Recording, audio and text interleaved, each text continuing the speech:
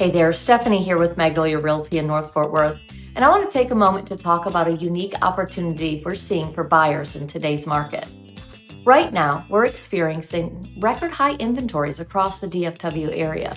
There are more homes to choose from than we've seen in over a decade, which means buyers finally have options. At the same time, the average days on market is up over 50 days, giving buyers the ability to negotiate, not just on price, but also for repairs, concessions, and in some cases, even lease buyouts. I know some buyers are hesitant because interest rates are still around 6.75%, but here's the upside. Buying now allows you to set a lower cost basis on your home. That lower purchase price determines your property taxes and insurance for the life of the loan, which can save you money long term.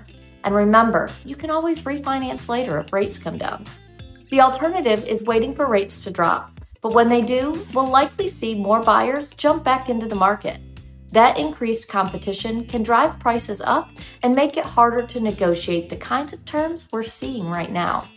If you've been thinking about buying, this is a rare window of opportunity. I'd be happy to walk you through the numbers, show you what's available, and help you decide if now is the right time for you.